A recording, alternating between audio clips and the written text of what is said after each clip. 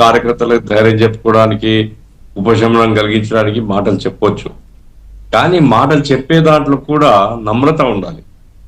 ఇప్పుడు ఈ చివరికి ఎక్కడికి వచ్చానంటే ఈ ప్రజల తప్పు మా తప్పు కాదు, మేము చాలా చక్కగా చేసినాం అనేటువంటి ధోరణి ఏదైతే ఉందో అవును, అది జగన్ గారిది చాలా పొరపాటు. అట్లాగే ఉంది, కరెక్టే. ప్రజలు ఎందుకు మమ్మల్ని తిరస్కరించినారు? ఆయన దృష్టిలో మంచి చేయాలనుకున్నా చేసినవచ్చు, కానీ దీంట్లో బలహీనతలు ఎక్కడున్నాయి? ఎందుకు ప్రజలకు దూరమైనాం? ఇప్పుడు కాదండి, కార్యకర్తల పేరుతో అరాచకాలు చేయడాన్ని ఎవరు ఎంకరేజ్ చేసినా జనం ఒప్పుకోరండి. కార్యకర్తల అరాచకాలు, దానికి తోడు పోలీసులు కంప్లీట్ గా వన్ సైడ్ గా వ్యవహరించడం, దీంతో ప్రజల్లో ఎందుకు ద్వేషం పెరిగింది మీ మీద? మళ్ళీ ఇప్పుడు మీరు చెప్తున్నారు మీ వెంట్రుకలు ఎవరు బీక్కోలేరు, నా వెంట ఉండండి. ఎవరికి వెంట్రుకలు బీక్కే కార్యక్రమమేనా ఇంకెవరికైనా? ఏం వేరే పని లేదా ఎవరికైనా? అరే ఇప్పుడు నువ్వు ఒక ప్రతిపక్షానికి చెందిన వాడివి, ప్రతిపక్ష నాయకుడు అంటే ఉన్న ప్రతిపక్షాలకు గుర్తింపు ఉందా లేదా వేరే సంగతి. నువ్వు ప్రతిపక్ష నాయకుడు, నువ్వు అసెంబ్లీకే పోవు, ప్రభుత్వ విధానాన్ని తూర్పు రాబట్టవు, ప్రభుత్వ విధానాన్ని హేతుబద్ధంగా విమర్శించవు, ఎంతసేపు ఉన్న అధికారం అధికారం అధికారం, ఇది తప్ప వేరే అజెండా లేదా నీకు? అధికారం వచ్చినా రాకపోయినా ప్రజల తరఫున ఉంటేనే రాజకీయ పార్టీకి మనుగడ ఉంటుందని.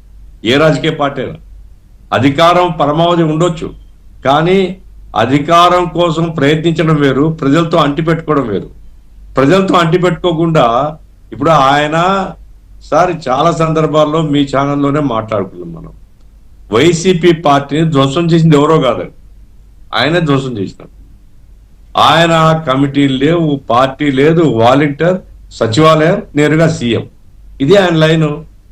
లెంపలేసుకోవాలా పబ్లిక్ గా, నేను పొరపాటు చేసినా, కార్యకర్తలను విస్మరించినా, వైసీపీ పార్టీకి అన్యాయం చేసినా అని, తప్పైంది నాకు క్షమించండి కార్యకర్తల ముందు అడుక్కుంటే మనం కూడా రియలైజేషన్ ఉందిలే అనుకోవచ్చు. అట్లా కాకుండా మీ ఇంటికి వాడు పీక్కోలేడు 30 సంవత్సరాలు.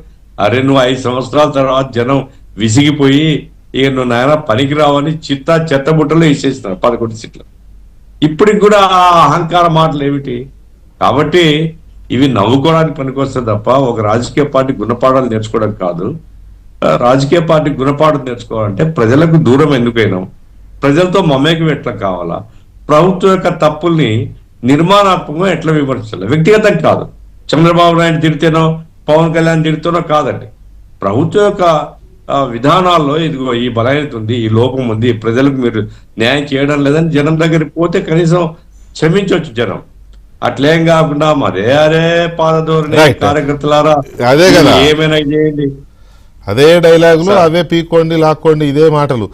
ఒక్క నిమిషం గఫూర్ గారు, ఈ ధోరణి వల్ల ఆ పార్టీ బతకదండి.